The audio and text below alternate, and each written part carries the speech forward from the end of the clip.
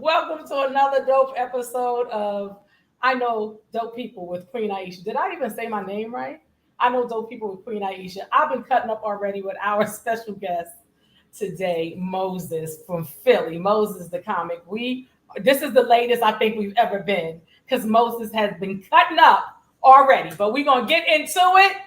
Welcome to the 40 plus episode of I Know Dope People with Queen Aishah. Like we know we did over 40 episodes.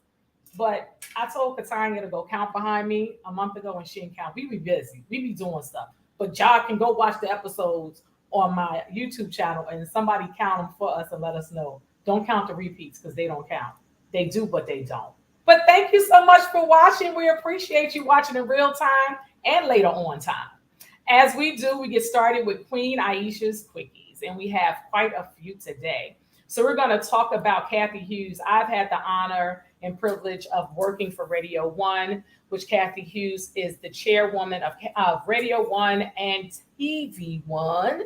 So Variety recognized Radio One and TV One's chairwoman, Kathy Hughes, as a trailblazer. And in the post, TV One posted, TV One TV IG page posted that Kathy Hughes may not be a household name. However, Hughes is a trailblazer for both female music executives and the hip hop culture. That's from Variety, posted on TV One TV IG page. So kudos, congratulations, and all the best to, we call her Mama Hughes. Mama Hughes, Kathy Hughes. And if you don't know who Kathy Hughes is, Google her. Google her. She started the Quiet Storm that y'all hear all over the radio, all around the country. She was very instrumental in starting that. Now we heard that Nia Long, which is everybody loved Nia Long. You heard about her former fiance getting busted in 2002 in a cheating scandal. Well, Nia Long has filed for full custody of her son Kez. She has with Ima Udoka. He's the father of her son. And she has filed for full custody. She wants him to have visitation rights, and she would also like him to pay all of the attorney fees for having to do this. Please and thank you. He used to work for the Boston Celtics, and he now is the coach for the Houston Rockets. Rihanna and A$AP Rocky welcomed their second baby boy on August 3rd in Los Angeles. I was reading some places, they was like, she quietly gave birth. She's secret. Ain't nothing quiet and secretive about giving birth. Cousin Rihanna just don't play with us like that. They want to have their family time, their very private, important, intimate time with the family and the baby. So at their time, they'll give the baby's name and show him to the world. Serena Williams and her husband Alex, they welcomed their new daughter Adara River, which is a beautiful name. So now Miss Olympia is a big sister. Adira name is Hebrew, and it means strong, noble, and powerful. I love that. I love that. I love that. And my home girl, my Sagittarian sister twin, and the owner of Slutty Vegan, Pinky Cole, Aisha Cole Hayes. Yes, she recently got married to her hubby, David. So she now is Cole Hayes, Aisha Cole Hayes, and she's a Baltimore native, Jamaican roots. She has partnered with she's partnered with 12 area Targets, and she will be carrying some of her slutty vegan products. One of the two of the items will be the slutty strips, which is vegan bacon, and she also will have her slut dust, which is seasoning, and I have some of that. So make sure y'all pick up y'all slutty products, sluts. And Miss Lauren Hill, my Jersey girl, Lauren Hill, announced the 25-year anniversary of the Miss Education of Lauren Hill tour. The tour kicks off in, I think it's Minnesota, on September 8th. And her former group mates, the Fugees, ooh la la la, Jersey, will be opening for Lauren Hill. You know, if y'all don't know, because it is the 50 years of hip hop. Lauren Hill is the 5-time Grammy Award winner, and she is the first rapper to win the Grammy for Album of the Year. That's Jersey. That's a Jersey girl. I just wanted to let y'all know. Okay, Lauren. Now that's a concert that I would go to. I saw Lauren when she first came out with Miss Education of Lauren Hill, and she came to DC Constitution Hall. That show rocked out. It was everybody there from 8 to 80. Okay, and we got our whole entire life 25 years ago. I still remember. And next up, we have our affirmation, our inspirational feed for your soul. And this is by the late, awesome poet and singer Maya Angelou.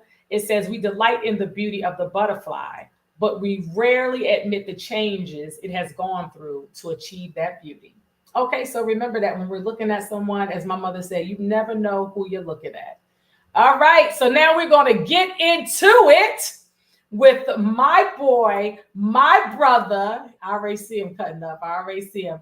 This is Moses the comic. He is from Philadelphia. He is a Muslim international travel performing Muslim comedian that is breaking open the comedic circle of comedy for Muslims. He said he was 12 years old in that picture.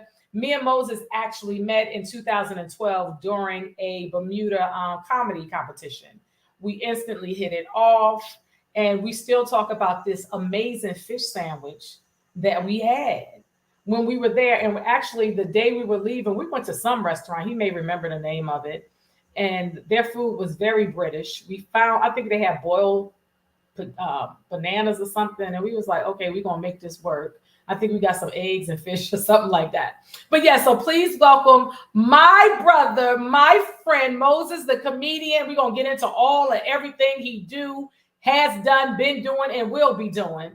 Okay, we were actually late because I had to go change my necklace. And he told me that this is the door of Kaaba, one of the great mosque doors in Mecca. So we're going to talk about that. Please welcome my brother, Moses, the comedian. My daddy gave me this when he went. So that's why I had to change it. Moses! Hey! Come on. Shout out to all the pre-production. I'm ecstatic to be here. Right off the top, I just got to give you your flowers for your waiting room. Because for those of you watching this, when y'all first came in, it was like a little Wakanda waiting room. She had the nice profile picture going. I was back there jamming. Y'all was jamming too. I was like, oh, okay, this is nice. So shout out to the pre-production people. You know who you are. You are a mess. Moses, thank you so much. Assalamu alaikum. How are you, my brother? Alaikum salam, my beautiful queen. I am so ecstatic to be here just to have the invitation, because whether you know this or not, I know you're probably here to give me some flowers, but I am such a huge fan of yours since we met at that time in Bermuda. Wallahi Azim, you just hands down were my favorite comedian, and just to see your growth and everything, I've been like so inspired by you.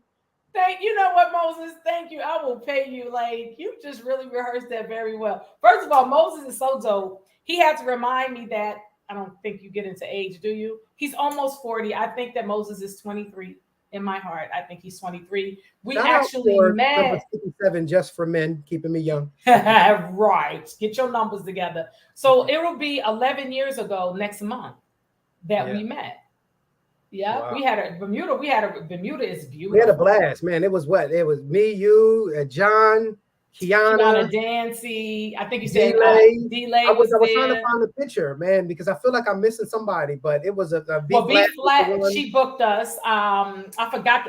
I can't even remember the guy, the comedian that booked us. When he told us that the prisoners get to go swimming in the ocean, did you remember that? It's a Yeah. co-ed jail, and Yes. they get to go swimming in the ocean for What their I free remember so time. much about that show, for those of you who don't know, we went out there. It was called Shipwrecked. We went out there. It That's was like right. a little comedy, little competition thing. First of all, a Queen killed it, won the competition. But what stood out was we all thought we had great sets. She went out last, and it was, I forget the guy's name, but the host or the guy that brought us out there, little shirt guy.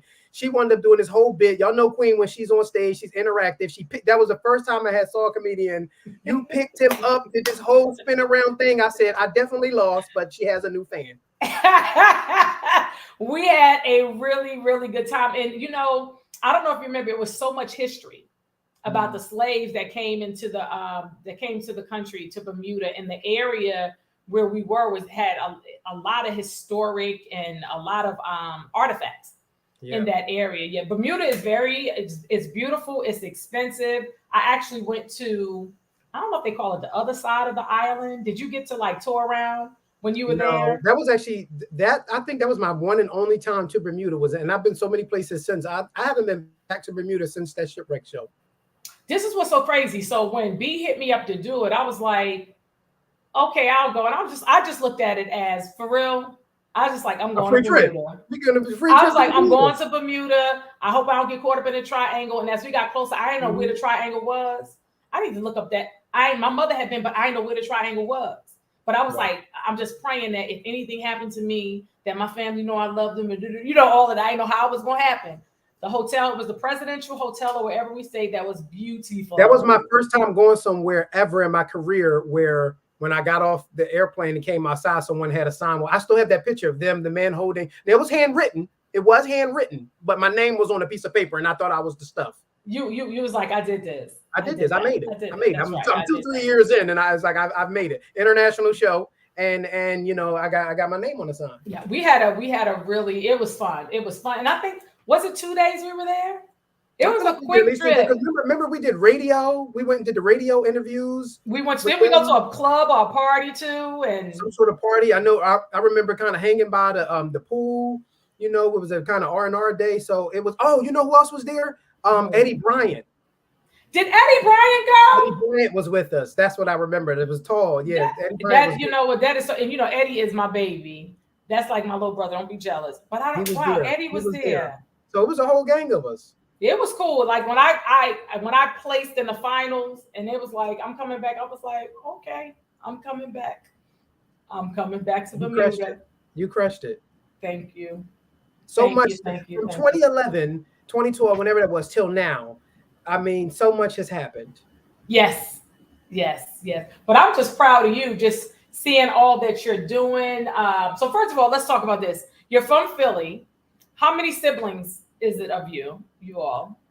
Man, that I know of. I'm the baby. I'm the baby. Well, my mother had 6, so I'm her baby, the baby of 6. And then my father had 2 more, so I do have 2 little brothers. So total, there's 8 of us. Okay, so you're six like we have 6. Do you have 4, 3 girls? How is it? But so it was 3 boys and 3 girls. Me and my brother Fatine, we're the bookends. He was the first, and I was the last.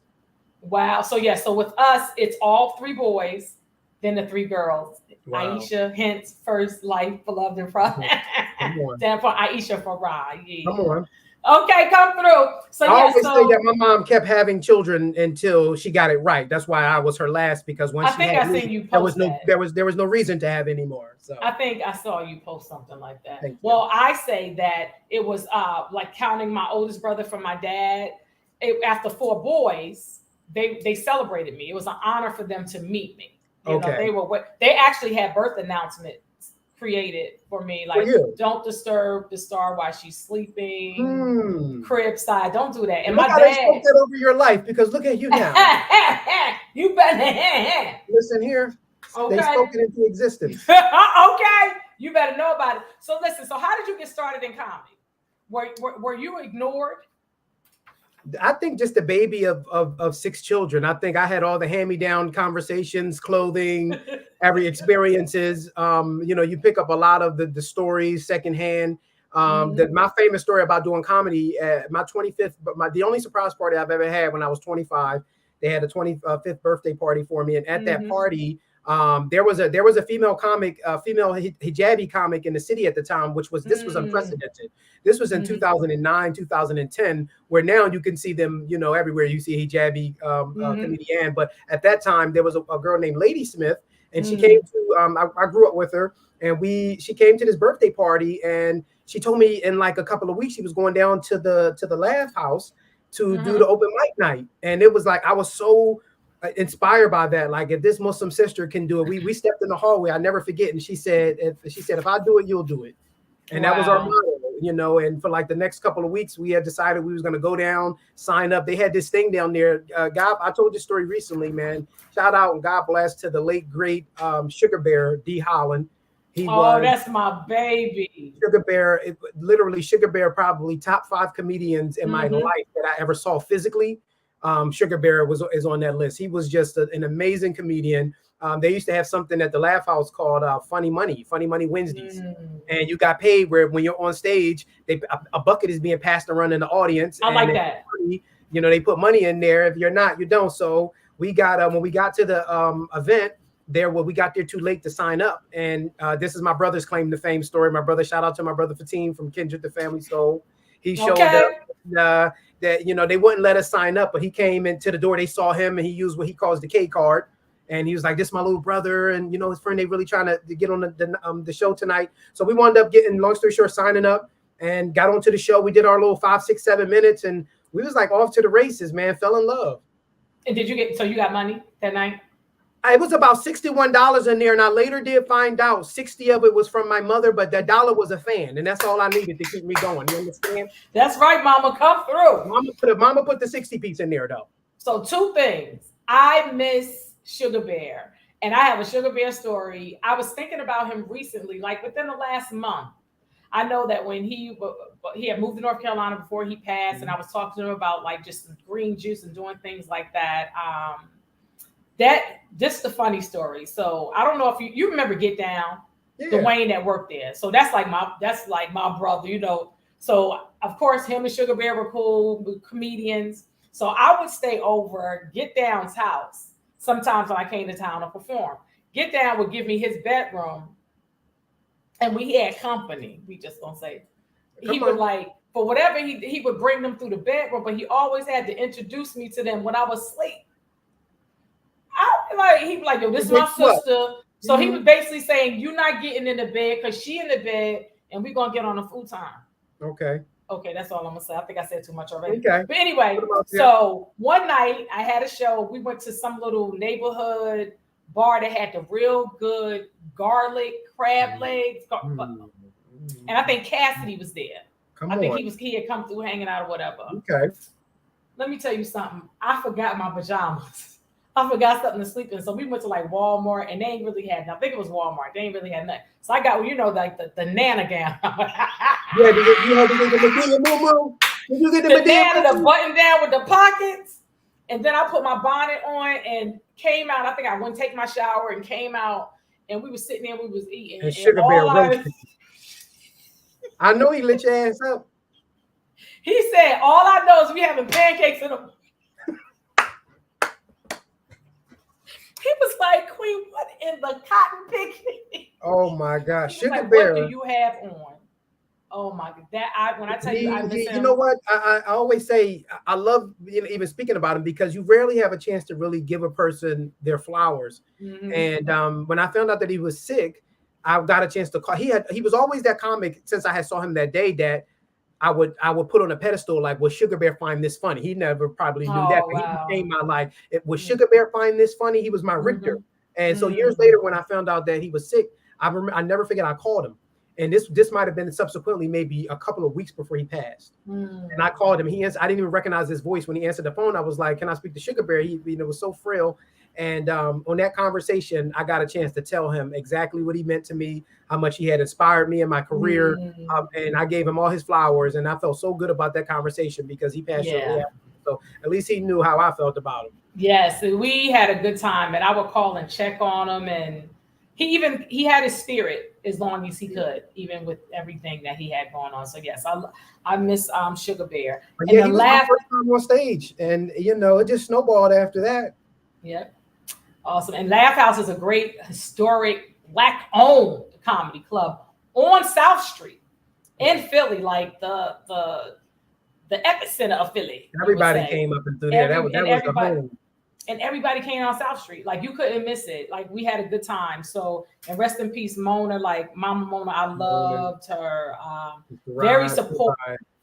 Very. Everybody. I came up in Philly seeing all of the great Philly comics there, and just going to the open mics, and shout out to Touré and Kevin Hart and all the different Wild, all the really big pioneer staple comedians from Philadelphia that really just gave us that foundation. Yep, and that's where I met Kevin at. I met Kevin when he was Lil Kev.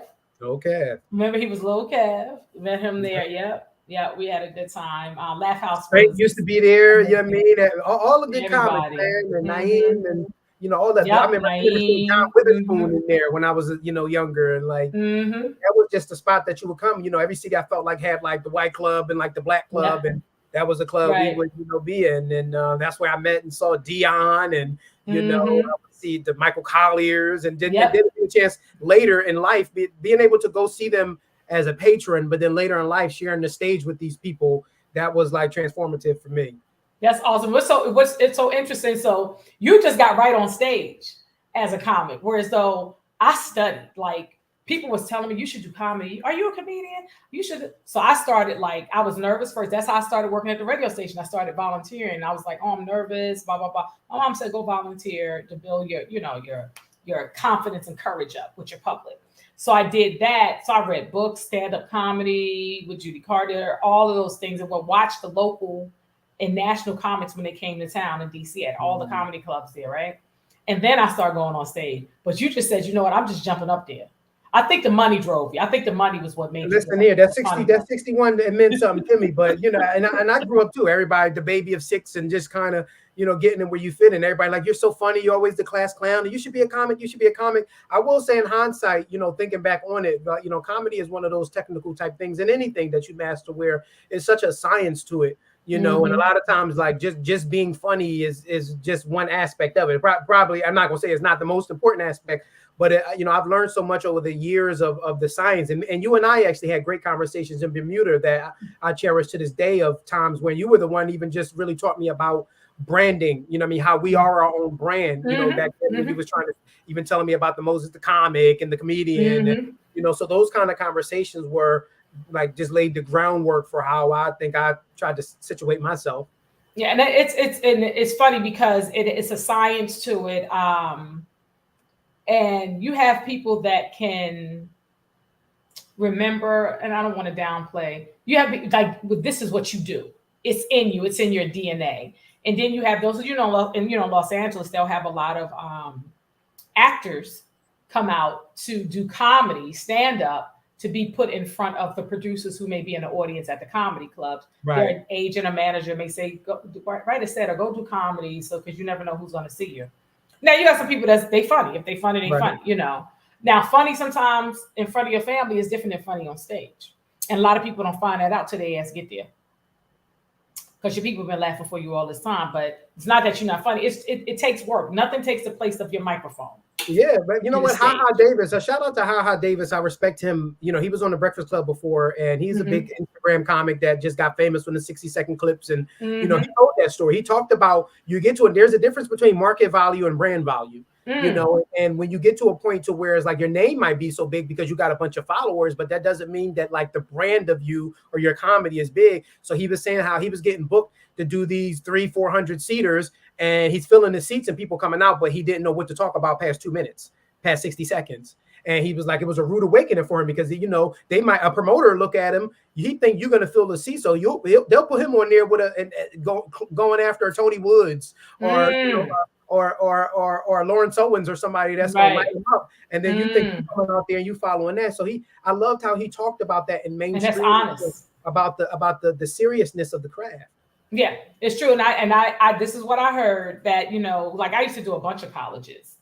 years ago, I used to do like colleges all That's the how you get your time. bones. I heard. I'm scared of Yeah, colleges. They say that's how you get your bones. colleges is it's really good. But you have to remember the colleges, they're 13th year college. I mean, they're 13th year high school. So you gotta do Mm, that comedy, right? mm. And then at a point, I was like, there's certain things that I don't talk about. There's certain things I'm not interested in. It's good money. It's great money. But they Right. were saying how like a lot of the comics from, I'm gonna say a lot, but some of the comics from Wild 'N Out, because they started doing all of the colleges, which is great, but they didn't have the same thing. They didn't have the timing. Mm. It was very few of them that had the timing, because when you're doing a comedy show, it might be a 2-man show, it might be a 1-man show. No, typically it's a 3. So I used to always do it with Tony Roberts and Rob Stapleton. Right. Right. We always got So booked for you was just colleges doing together. feature, headliner, and your See, I host. would yeah, and we had it down. Tony would go host, I would come in and feature, and Robert Stapleton would shut it down. And And you that no don't get matter a where we booker, were, somebody that might pop in. No, you just need 3 people. that's it. That's it. But sometimes it'll be 2 people. So somebody gonna host and do all day 45 because they want 45 minimum, and then the Okay. next person gonna close a headline and they gonna do their 45. Like even when I would go overseas and do the military bases, now that's normally 2 people. I have done a military. I've done one military base, and actually it was a great experience for me. It was over in the UK. Yes, let me tell you something. The military, I have friends that I met over in the UK, Japan, South Korea, that we are friends to this day. Because like you said, relationships. It's about relationships. And yes. So I mean, comedy, you gotta hit that stage, you gotta do that work. So you got on, so you've been doing comedy how long now? I think I just celebrated 14 years, maybe. I And think you're only just 23. That is amazing. That is just yeah, amazing. 14 So years. tell us about the Muslim Kings of Comedy. And was it Wing Cafe you did a big show at? The World Cafe Live. So, but basically, I ain't said Wing Cafe. I must be hungry. That first like 3 or 4 years, I was doing comedy, and from that first Laugh House, I started doing the Heliums, and I was I remember I went out of LA, and I kind of for a minute was up under what's my man they used to do at the Comedy Store, Chris Spencer. I was doing a Tripping on Tuesdays, and I was doing that whole little circuit and everything, and it was great. But I just was so unfulfilled, and to be honest with you, in those environments, because I could never get like my friends and family to come out because they wasn't comfortable with the environments. And around 2014, 2015, I had really kind of my father had passed, and before my father passed, his thing was always never compromise your integrity for success. That was always his thing, when just to bless me with, you can go out, do anything you want to do, but don't have to compromise your integrity to do it. That's right. I was in environments after a while where I just felt like I just didn't like it anymore. And when I prayed on it and was intentional about kind of following another path, that Super Muslim Comedy tour is with Omar Regan and I. So there's a gentleman named Preacher Moss, who's like the godfather of the Muslim comedy world. Early in about 2000, he created something called Allah Made Me Funny. And they had I remember the Allah Made Me Funny tour with him and Mo Amer and Mo Amer and Asar Usman and Azim Muhammad. And that was like that tour. That was the first like Muslim comedy tour. They did over $1 million in ticket sales. Wow. And so that really kind of like opened that floodgates. And since then, so many of the different comedians that really established themselves. Omar Regan, started a thing called Hollywood, where it was like able to tell, curate, and create and tell our own stories. And we created the Super Muslim Comedy Tour, which was, we can just go out. We don't have to apologize or make concession. And we did that tour. Nobody in America wanted to take it. They was taking it all around. And then he wound up taking it over to the UK and picked it up. And we did like a 10-city tour. That I'm suddenly now doing a 10-city international comedy tour. And, since then, it's just been, I just went full steam ahead into that world. And so the Muslim Kings of Comedy came about from there only being 4 African-American international Muslim comedians. Wow. Written in that market: Preacher Moss, Azim Muhammad, myself, and Omar Regan. And, so that was the first time all of us, and we've all worked together individually here and there, but we've never all have been on one stage. And the Muslim Kings of Comedy was a show I did in partnership with Haverford College, where I was facilitating a course on Black Muslim history. So I said, a part of the course was the students integrating into the venue to curate and produce this event. And so they Okay. share different department of World Cafe Live, from the box office to the operations to the So you production. got free labor. I know Listen, that's right on an I internship. saw an I know that opportunity. you I need saw an credits. opportunity to do a show, and I said, "Well, why not just have my students produce the show with me?" That's what we did, and it sold out. We sold I out in know that's Philly, right. first time Muslim You Kings of so Comedy. Philly. That's all I'm gonna say. You so Philly. It was a hard That's market. awesome. Listen, So let me ask you this. So when you're on tour, before you go on tour, how do you prepare yourself mentally, your set, your wardrobe, flying? Because that sleep, people don't understand. That sleep ain't no joke. and if you've ever toured multi-cities, when we're doing a Super Muslim Comedy Tour, the international one, we were doing 10, 11 cities, and I'm talking about it's every night. So we're doing Monday night, Monday, Tuesday, Wednesday, Thursday, Friday, Saturday. You're doing a show every night. So as a comedian, you know, for me, that anxiety that kind of happens, it's like nightly that you're having that, you know. Recently, I just spoke at this thing in Chicago called the Black Psychology Conference, right? Okay. They had us come down, me, Asia from Kindred, and Mumu Fred, panel, great panel. And they asked a question on there, and one of the questions was, what brings you joy?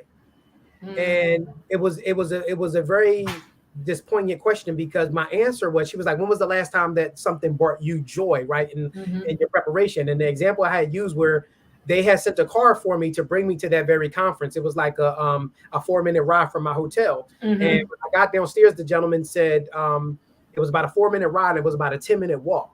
And I got my new wireless headphones, and when I was walking downstairs, I was just my favorite song was on the headphones, and I told the guy, I'm a walk it.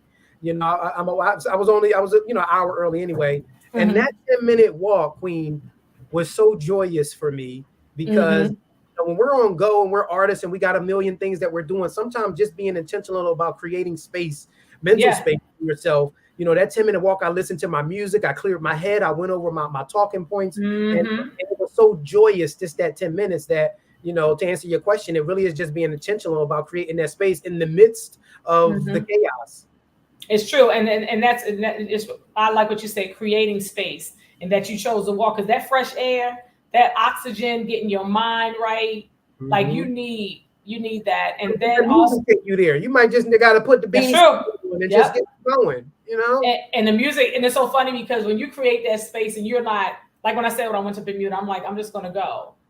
So you just allow yourself to be open and let whatever download in you, whatever flows, and encourages some creativity, just to let it happen. So yes, I like that. So when you were doing you said 10 shows and it was every night. How was your sleep? Because like when I come off stage, jet lag too is serious overseas. Yes, the jet lag, like you high after you come off stage, but you're adjusting to jet lag. You high when you come off stage because you're so excited, especially if you had a bomb set. You might go hang out afterwards, and then you may have to get up the next morning early to fly out, drive to the next city. So how did you handle that? And I think that old saying that, you know, innovation is rewarded, but execution is worship, right? It's just like that whole creativity. It was so funny in the beginning, that first tour. So we did 10 cities the first tour. I think about like 13 cities the second one we did. And from learning from the first one, because I was so burnt out from the jet lag and every night being on stage performing, then the anxiety, then the very next night, typically you're traveling city to city. So it's not like you're resting in that time. You're typically getting up on the bus or on the plane to the next city. What happened was unpacking, repacking, unpacking, but getting to the venue, going right on stage. The second year, because we had done great that first year, and I was just flying high from being on my first international tour, because we had, you know, I did well. The second year, I actually put it into my contract that every 4 days, so I had like 3 days off. You have to break. So we had a break, like every 4 shows, like we would have a break. So basically, they did it where we kind of, me and him kind of like co-headlines. So on one of the nights I wouldn't go, he'd kind of go. So just building that in was yeah, and that's important, because you have to take care of yourself. Yeah, this one comedian, I can't think of his name, but he's a vegan. And some years ago, I heard that if it's a city that wants to book him, if they don't have a place where he can eat the food that he needs to eat, he don't go to that city. He's like, I'm good. Wow. Yeah, he's like, I'm good. I want to get to that level where I can have all sorts. I'm sure you're there. Your rider demands, I'm sure. I'm just like, I just have a Dasani in the corner. I'm fine. So check this out. So Fatine from Kindred Family Soul is your big brother. Mm-hmm. Now, how does that? And first of all, so one time you were gonna perform. I don't know if you were sick. This was way pre-COVID, and I don't know if you were double booked. We talked about the double At the book. Birchmere? No, it wasn't the Birchmere. It was Baltimore Live. It was in Baltimore, Okay. and I actually got to open for them. So that's the first time I met them. And one of my good girlfriends, Nichelle, to this day, Nichelle Johnson, I met her there. She booked me for an event she was having after, and we've been people ever since. Phil, Beautiful. thank you. That was Beautiful. like, Yeah. That shout out like to Kindred. You know, they like the first yes, couple of soul, you know, the neo soul, and yeah, you they know, go. my big brother, man, was the first one to, he was the Mhm. reason I got my passport for the first time, you know, that Well, I ever wound up traveling internationally in my teenage years, because I kind of was, you know, traveling with them, mhm, helping them with the babies. And that really gave me so much exposure to people, places, and things outside of my daily routine. And that was that's right. transformative for me. It's like he was my first real mentor, you know, in my career, Mhm, because I saw the way that he navigated in his career and he managed himself. And, you know, I mhm. learned a lot just kind of watching him. So, and now I was just with him last night. We was up in New York, because now he's like reinventing himself. He's DJing now. He took up a hobby Awesome. it is, and he's decent. We went to DJ Scratch's 50-year hip hop celebration last night. So they Mhm. still rocking out, man. That's beautiful. So I don't want you to be jealous, I'm but very jealous. I actually met Fatine at age of like when Michelle Wright had a television show on public access. And I don't know if they still have the same manager. It was a guy, he was fine, honey. He was nice looking. I was married at the time, so I couldn't really look the way I was like, oh, he gorgeous.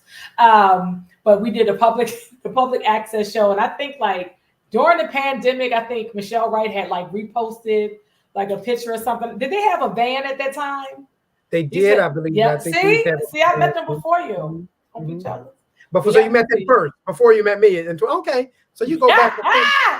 But I feel like we became closer. You know, they say in my religion, you got to travel, you got to break bread with a person, travel with a person. that's We've done right. that. That's right. We done that. We did that. So yeah. So I want to get them on the show too. So go ahead. I got Asia Listen, phone it's number. I'm done. gonna go ahead It's and hit her done. up. I had It's Mumu done. on. Mumu was on a few weeks, years ago. Lord was on a couple of months ago, and I know her from. I used to volunteer with Womb Work, which she was a part of in Baltimore when she was a teenager. I can't believe that she is a grown woman with a almost a grown child, She's right? amazing. She had them women crying in that seminar she did. Let me tell you something, honey. That song she got, I wanna be in love. That is my song. Okay. That is my I Well, wanna you be in hearing it here love. first. You're gonna get Kindred when you ready for they're on here. I'm confirming. Okay, we're gonna make it happen. It's Yes, done. and then I saw them at actually no, I opened for them twice. So Okay. you were the first time, and then at Howard Theater. Oh, Yes, at the Howard Howard Theater. Yeah, Theater when yeah. they were at Howard Yeah. Theater before I That was moved to another DC. time when I was supposed to do a Howard Theater event with them. I was on the website and everything, and Okay. something happened, and I never made it. And I think I might be banned So from what it you for life. think? Was that a show I did That's the show in that you place of you? did. That was the No, it one that was I two. wasn't. I'm telling you, it was two. Well, you Because must have what's did the a name Howard used to Theater book one, us? because I remember I couldn't make one of those, and they were like, the venue was like never again. So that happened to me at the Birchmere before. Yeah. The Birchmere had me on the marquee and everything, and I got stuck on 95. It was out of my control, but they was like, he can't come back here. You're so busy. You're so busy. But yes, so yes, we're gonna get Kindred Family Soul It's on. done. Okay, so let's talk about. You said today is the 11-year anniversary of Soul of Laughter show that you 9 years. did. Yeah, 9 years ago 9 years. today, 9 years. did Okay. the Soul and Laughter series was a thing. Shout out to Anwar Amin, DJ A Mm-hmm. Square, man. He was my partner back, one of the big producers actually from Mm-hmm. Philadelphia for shows. You know, he was the guy back when I first started doing comedy. Anwar, it was like Anwar, Patty, Mm-hmm. Mike. These was like the big comedian, I mean, the big promoters. Right. And so we started the Soul and Laughter series, which was like a live concert comedy show. And I'll say, man, it again, back with that innovation is rewarded, execution is worship. Like really, like what's the saying that they say? Imitation is the best The form of best form of flattery. flattery. Everything Mm-hmm. that I know, I'm a product of people that did things before me already. Right. There are a lot of Absolutely. y'all, the pioneer comedians that have done things, had shows, clean comedy shows or half R&B Mm-hmm. shows, concert. Mm-hmm. Y'all laid the foundation for that. There's been a million Soul and Laughters and this, that, and the third. And so I Right. always, we always pay homage to that as well. But we started this thing, the Soul and Laughter series, and it was just when I kind of came out, my big thing was I didn't really want to curse on stage. This even before I was Mm-hmm. doing the Muslim market, I just never really felt comfortable, mainly because I wanted I wanted the whole generation of family to come out and sit in the audience and be okay. The children to the parents, the grandparents, my mother would want to come out. And I knew, at least in my market, from my experiences, my people coming out were Muslim, and they just didn't want to be in those environments. So what the Soul and Laughter series was me, and Let My People Laugh, which became my production company, was me creating my own platform to produce my own shows where I know I can, filter the stage. It's clean comedy, it's clean R&B. Come here, you don't have to worry about hearing this. I would, sometimes we buy the bar out and wouldn't be any alcohol, where you don't have to, I wanted my environment. I wanted to create, there's a difference between customer service and customer experience. And I wanted to have a great experience. And so the Soul and Laughter, the first one we did actually was Kindred. We sold that out. We had almost 600 people in Philadelphia.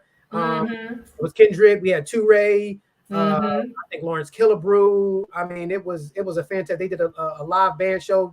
Shout out to Top Flight. Oh wow! Maybe Buck Wild was there. It was an amazing night. Wow, crazy behind. Crazy. And then the second one we did with Kelly Price. Man, Kelly Price came down, shut it down. Of course. Shut it down. Woo! Yes. And it was spectacular. So we need part 3. We need part 3. I want to be on part 3. You know that I do clean shows. I've done a few shows at the mosque. Are you going to pick me up? If you got to do the same bit that you did in Bermuda that made me fall in love with you as a comedian, you got to pick me up and squirrel me. I don't really be picking people up no more, because the way the insurance is set up nowadays, people be looking for a reason. Okay? You know what? Just like you just said about the tour schedule, and of course I'm the baby of the bunch, but even my little 12, 13 years in, whatever it is that now I curate even my offers differently, because I don't even think I could do an 11 to 12 city tour. The back-to-back tours. I'm just so like it was so taxing that I can't even put myself in those environments like that. No, it's for real. And it's so funny what you were saying as far as like performing certain places and all. I know that I can control me. You understand? I'm in control of myself. So I know that when I go certain places, if it don't feel right, and I'm not, when somebody book me for a show, I'm like, okay. And I don't care. They may be a comedian that don't cuss and all of that. That don't mean the environment. They go, now I cuss, so let's be clear. I use profanes. I use profane, but I'm not gutter, I'm grown. Come on. It's a difference. There is a big difference between gutter and grown. I ain't judging. I'm not gutter, I'm grown.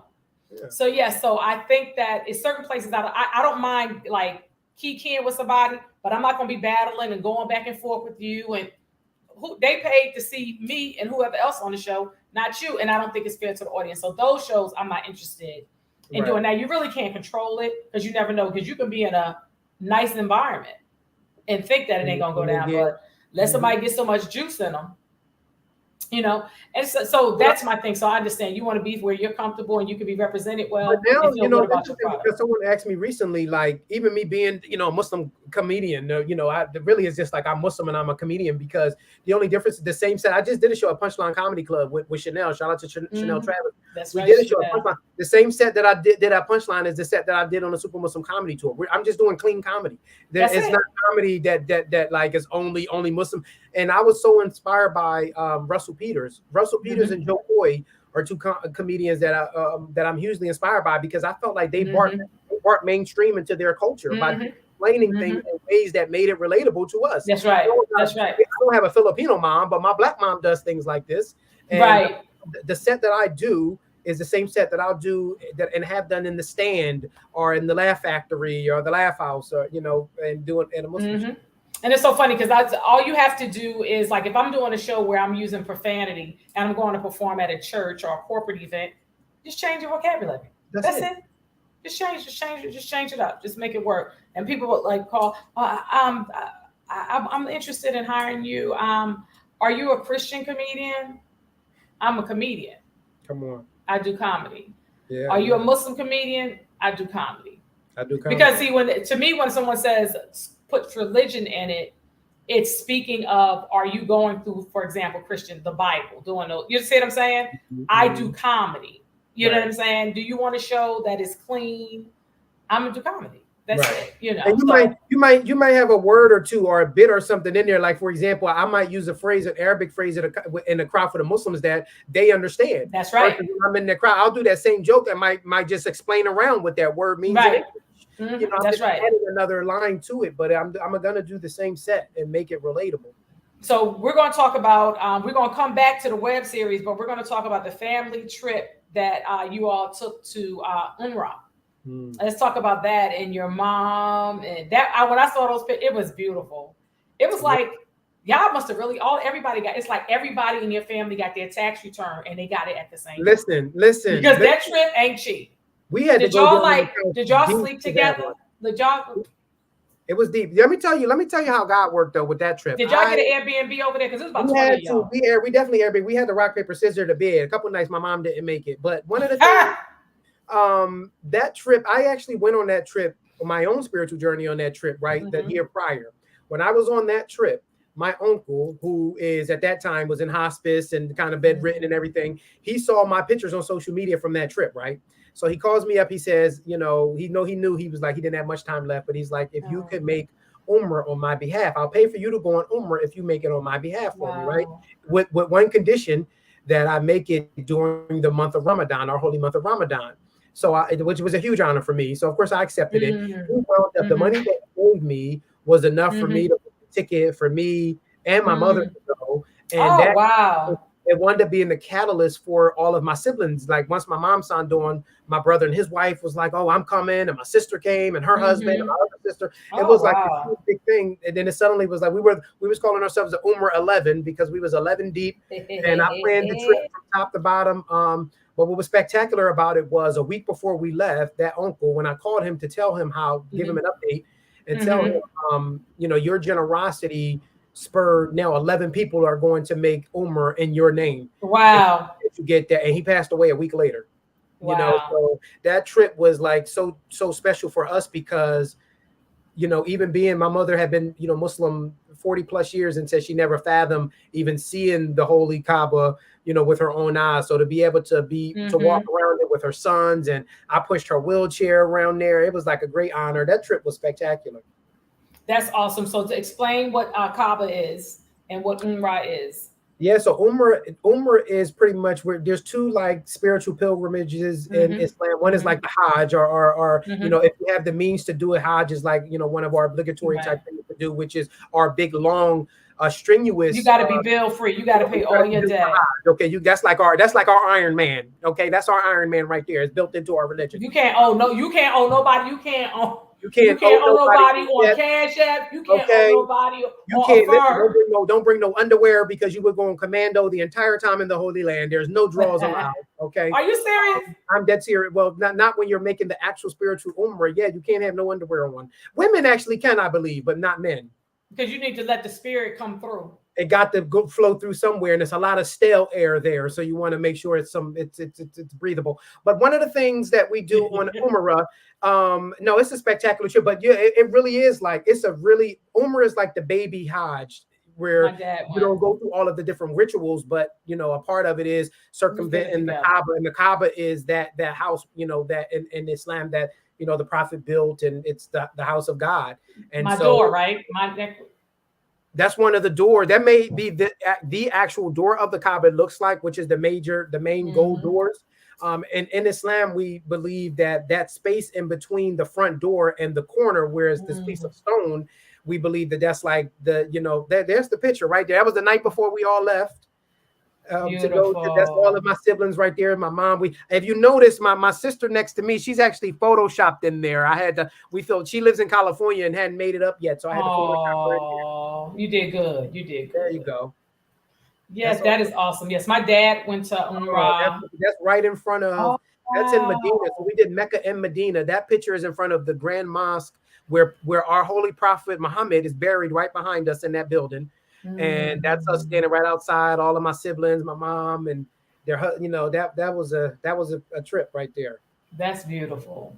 That is beautiful. And you know, it's so wow. And you're making prayer. Come on, shout out to the production. First off, can y'all understand what's going on? I don't understand. This woman is back there pulling and schooling. I gave her none of this stuff. She's searching it and she's putting it on the screen, and we're gonna get Tanya her flowers. Cat. She's pulling all the stuff out. She's like, and this is him vicaring and praying in the Grand Mosque. She's queuing it up, right? What I'm talking about. You better go ahead, T. That's me shaving You're my so head. That's the great. culmination of the Umrah. You have to shave your head right there, Umrah complete. And Mm. you know, so and I think I look pretty good with a baldy, if I may say so myself. Oh, That's look at us right in this. front of the Kaaba. That's the holy Kaaba right behind us. Oh, wow. That's my mom, my aunt, all of my siblings. Kindred is with us. Shout out to Kindred, the family soul. And that's Mm. Imam Idris right down there, one of the resident imams in Philadelphia. You Mm. know, that was that picture right there. That was, you know what? Right before after that, my father, when he first made his Umrah in the Mhm. late 90s, he had a water jug that was like a Mm. cherished possession of his when he passed that I inherited. And it had never been back in Mecca in that spot where he got it, Wow. to fill it with the water. I took it on that trip, and there's pictures of us passing it around, tears in our eyes, Oh, sipping from my wow. dad's water jug for the first time since it, you know, he Oh, had brought it there. So that's beautiful, Moses. That is absolutely beautiful. And you know, it's so ironic that you said how your uncle asked you to go on his behalf. And my dad, I told you that he actually, a friend of his, a brother, friend of his, out of appreciation for my dad and his friendship, this brother had come into some money and he was going to Umrah and he took my dad as a surprise gift. And my wow. father had had hip surgery. So this was like, my dad is 85 now. So this was like, he was in his 60s, I believe. He was in his mid to late And 60s. and he So got surprised with Umrah. That's a trip. isn't that something? So he went and he was, I think he was finished with all his like physical therapy and all of that, and they got him a wheelchair so he wouldn't have put so much stress on his hip. It may have been his knee too, because I think he had the Mm. knee and the hip back to back. Whatever he went, he had a cane, but he had a wheelchair so he could be able to get Come around. on. He brought me and all of my sisters, 6 girls total, out of all of his children, the 6 girls, and he brought all of us our chain. So That, early I had on my amber necklace, my signature amber, but I was like, wait a minute. you got to Let me get the get Umrah my chain one. with my amber necklace with Listen, it. I don't mind traveling with your dad because after traveling Okay. with my mother, she's in a wheelchair as well. Those are the people to travel with, okay? Because we got usher to the front of every line. So Let I me was like, I'm explain something sorry. to you. The usher, you need the wheelchair, the cane. The cane is Cane, it. okay. The We ain't gonna Eddie knock the cane. cane, but the walkers in the wheelchair, they gonna get you. You gonna get on the plane The first. Eddie, You the gonna Eddie get to the cane don't get you bathroom. so much. The wheelchair is going to part the sea like Moses. Okay, okay. We're gonna walk on this water together in the wheelchair. So yes, so that is a beautiful, beautiful experience, and it just moved me when I saw it on Facebook. No, on IG, and I may have seen it on Kindred Fateen's Mm. page. I may have seen it on there, Yeah, and I was man. like, this is And so even beautiful. what I realized is that trip, as special as it was for me, it was so transformative for all of them. You never Oh, know how absolutely. it was so special for me that like we have a saying where we say, you know, God can use you as an intercessor sometimes to bless someone Mm-hmm. else. Like, you know, he Mm-hmm. might bless you by allowing you to be the vessel. And so when I Mm-hmm. thought about how some of my siblings had talked about praying for a spiritual respark, something to kind of respark them in Mm. their faith, like Right. thanking God for Right. that. And Mm-hmm. then suddenly this trip appears for them. And it's an Wow. opportunity for because a lot of times we be displaced from the possibility of a thing, you know, and then once Right. someone else is doing it, you're like, oh, I can make a pilgrimage like for the same Because amount. everybody got their tax return, and y'all claimed other people's kids and everything. Listen, Get I claimed. claimed 16 Crazy. other kids that weren't mine to fund this trip. I'm gonna let you know. I thank my whole neighborhood for because I had to put about 18 social security numbers, but we all made it. So listen. All right. So talk about the web series, and we have to talk about your store. So tell about the web series. It's always sunny with It's a always Sunni. SUNI. What's always Sunni? It's We always see. it's Sunni. Yep. So that it's I a think play you on it's playing on always words. I was sunny. like, Come okay, on. it's always Sunni It's in always Sunni Philadelphia. in Always Philadelphia. Sunni Shout in out to Philly. come on in Philly because y'all know Philadelphia is like the Muslim capital, the Muslim Mecca. You're actually In anyone North New actually Jersey. watching this podcast tonight, you've actually taken your shahada by coming this far. Thank you. You're a Muslim now. Listen, and in Philly and Newark, New Jersey, they cousins. So you know you're in Newark, everybody Muslim, and just we you ever ain't since got to we be found out Muslim. we found ever since we found out y'all history with Malcolm X, we kind of cut y'all off though. So we don't shout Newark too much. We saw the documentary, damn it. So and I'm gonna keep my mouth closed. But listen, No, but but Philly here's is the like thing. you know what people call Philadelphia. Literally internationally, when I travel, people refer to Philadelphia as Little Mecca, because I believe it. Philadelphia we have over 300,000 Muslims Mm, in the city of Philadelphia, but particularly the Muslims are integrated into the fabric of the city so much, where from the zoning to the educational board to the infrastructure. So the Muslims have and when we opened our store, the Ummah shop, we're the only Islamic department store in a major U.S. mall. And so we really catering to King a of Prussia population Mall. in a city that majority of people are Muslim. So it kind of That's works out. amazing. And I went to King of Prussia Mall before because they used to have intimacies. And one of my friends had told me I should go there and get a bra. I think she was telling me I needed to lift myself up and raise my self-esteem. But I still got that bra to this day. It was $70. And Ooh. I am going to be buried in that bra. I Ooh. purchased that bra in 2006, 7. Oh, yeah, I still got it. $70 in 06. That was about $150 for that bra. I know that thing is special. It's washed very carefully. I'm gonna be buried in that bra. Let's be very, very okay. clear. Well, we don't sell bras, but we have spectacular abayas and overgarments and t-shirts. We had our vision for the shop was, if you've ever heard of Angie's List, it was like Angie's List, but for Muslim-owned brands and businesses. So that's beautiful. I think it was like a one-stop shop under one roof for all different Muslim. Every single thing in the store sold, then every single vendor is 100% a Muslim business. So you got to take your shahada to get on our platform, unfortunately. So y'all can come on over. The water's fine. Anybody else? I'm gonna ask you this a sidebar back to what you were saying earlier. So me being from Newark, New Jersey, which there are a lot of Muslims there, did you grow up where people took on attributes, Muslim names, just out of respect for the Muslim community, right? So I came home one day and I said to my mom, I was like, oh, I said, they all have Muslim names. They all have attributes. I said, Mommy, what's mine? She said, Aisha. She said, because that's how you got the name. She said, Aisha. Because they was like, I got mine. And I was like, huh? But so, and just out of respect, so there are people in North that are not Muslim, but they will give the greetings. They will do the during Ramadan, they will fast, all of those things. So I know that is huge in Philadelphia then. Oh yeah, for sure. Philly is like, again, everybody's your cousin. Either your cousin is Muslim, you're a Muslim. Absolutely. Somebody in your family is Muslim. So there's a lot of people, and there's a lot of Muslims in Philadelphia where they're the first generation of Muslims in their family. Yes, my dad. Yep, my dad and my mom. Absolutely. But this is crazy. So my great grandmother actually was teaching my dad, and my sister's on here. She could said one of the prayers when he was like 5. Teaching him the Muslim prayer. Isn't that something? And then later on in life, he became, he became a Muslim. In his like late 20s, 30s, he became Muslim. So yeah, so the Umrah shop, and the Umrah is a community of believers, Muslims. That's what the Ummah. So Ummah,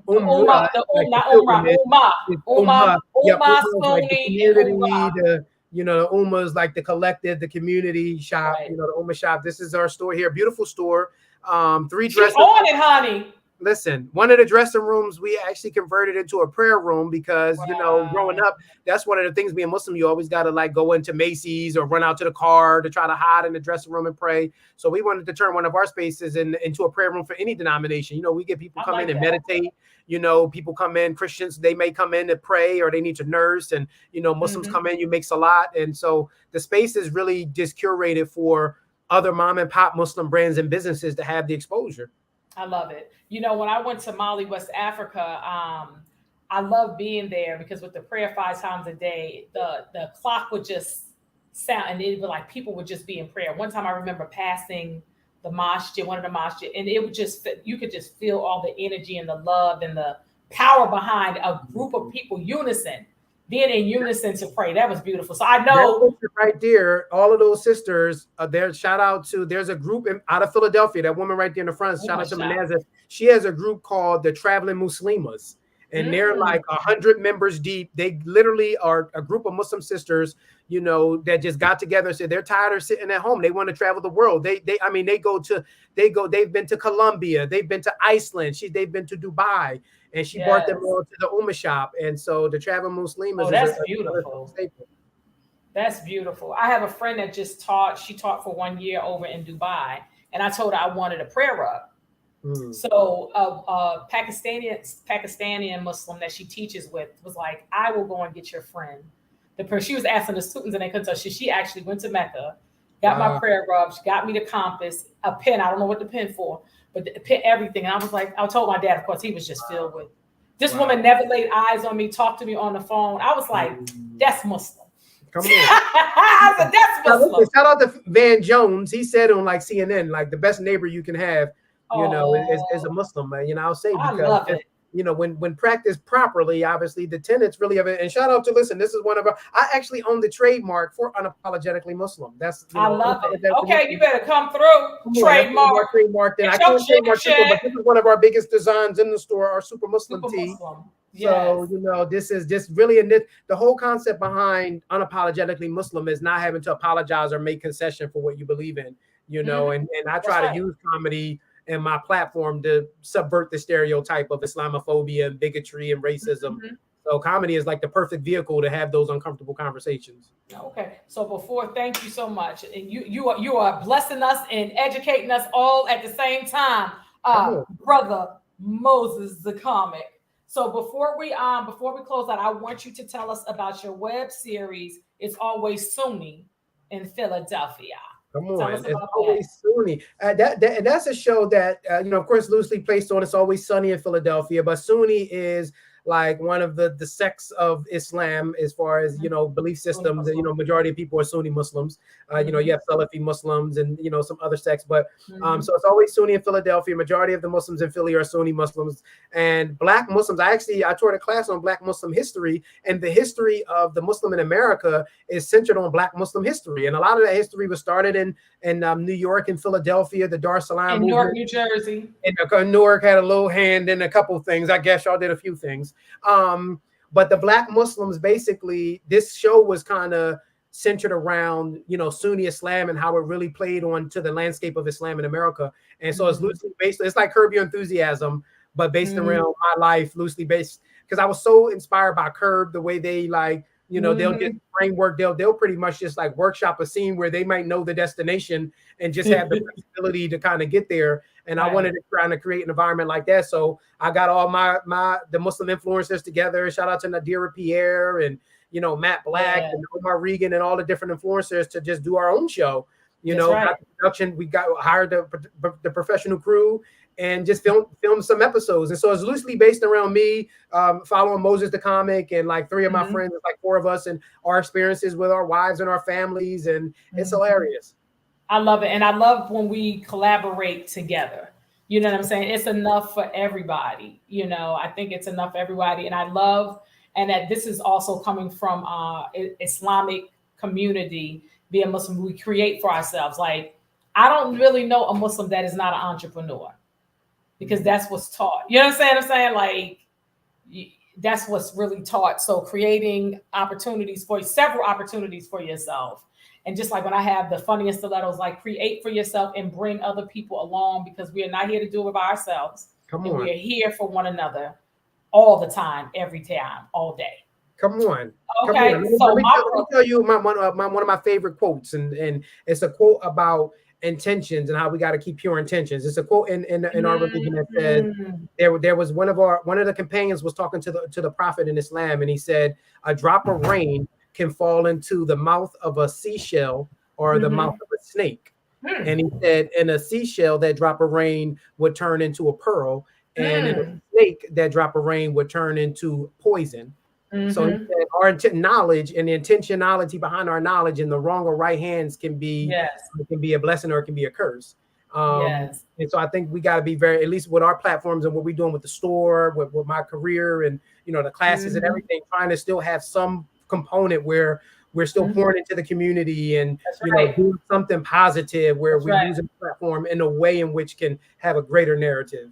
Absolutely, because that brings us to another point. Like we all know that we probably done touched some money that wasn't the right money, but because we pray and our intentions was good, we washed it. Praise God. I say Bismillah over everything. We got that's our term, Bismillah. Like just say that about 3 or 4 Yes, times, and that's how you yes, wash yes. dirty. Well, my brother Moses, the comic, thank you so much for blessing us with your presence. Thank you for your yes. Thank you that though we were late, Bismillah, that we got. Don't pay no attention to that. This was a Color People production. I apologize that I was so late. Messing Shout with you. out to Thank listen. you Shout out so to this much.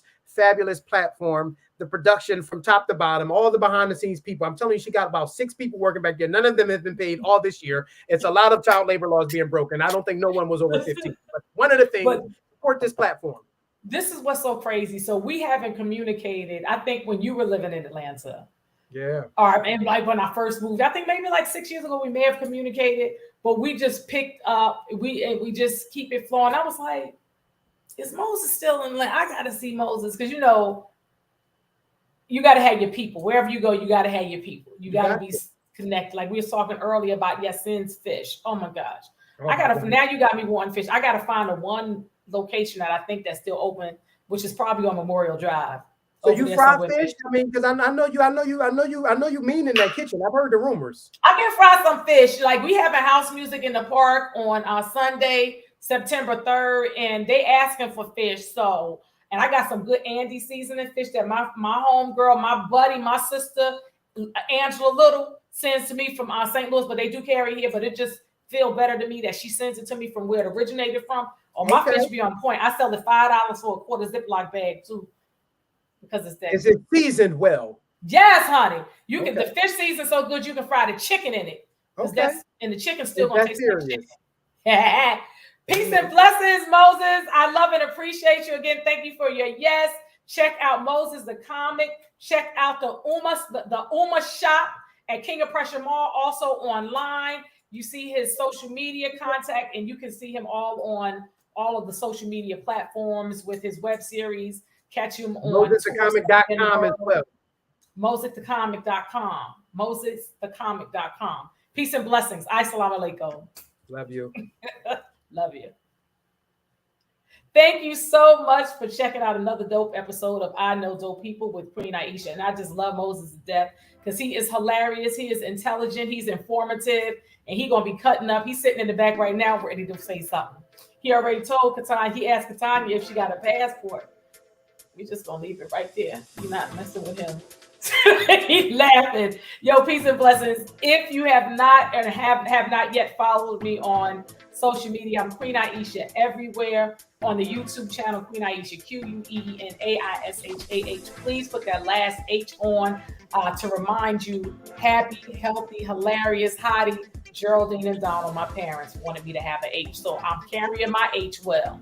Peace.